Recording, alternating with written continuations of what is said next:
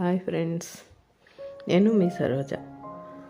నేను నిన్న మార్కెట్కి వెళ్ళి వచ్చేటప్పుడు బస్సులో నుండి నేను గమనించిన విషయాన్ని మీతో పంచుకోవాలనుకుంటున్నాను.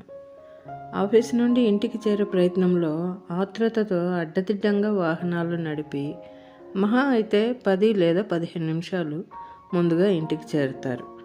మరీ 2 వీలర్స్ అయితే మరీను బస్సుకి మధ్యలో దూరి ఏమన్నా విన్యాసాలు చేస్తారా భగవంతుడా అనిపిస్తుంది. కనీసం అంబులెన్స్కి కూడా రోడ్డు ఖాళీ చేసి ఇద్దాము అనే ఆలోచన ఉండదు.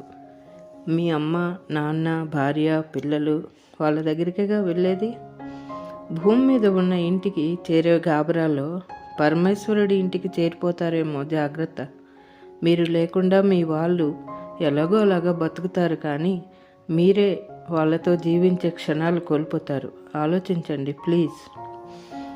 ఇంకా రైల్వే గేట్ దగ్గర అయితే రగ్బై ఆటలాగా నువ్వా నేనా అనేలాగా ఎదురుగా 2 వైపులా వాహనాలు నిలబెట్టేస్తారు.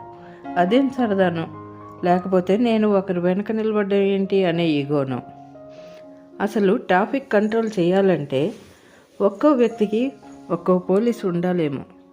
మినిమం కామన్ సెన్స్లోనే అభివృద్ధి లేదు మనకి. ఇంకా దిగజారిపోతున్నాము. చిన్న చిన్న విషయాల్లో క్రమశిక్షణ లేకపోతే పెద్ద పెద్ద లక్ష్యాలు ఎలా అందుకుంటారు ఫ్రెండ్స్? క్రమశిక్షణ రహిత అభివృద్ధి పునాదులు లేని భవనంతో సమానం.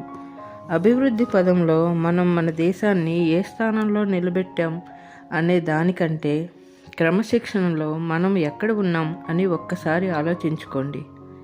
ఇంటి నుండి బయటికి వెళ్ళగానే నువ్వే ఒక ట్రాఫిక్ కానిస్టేబుల్ అనుకో నీ ఆలోచనలో. అప్పుడు మనం ఎంతో అభివృద్ధి సాధిస్తాం. Thank you.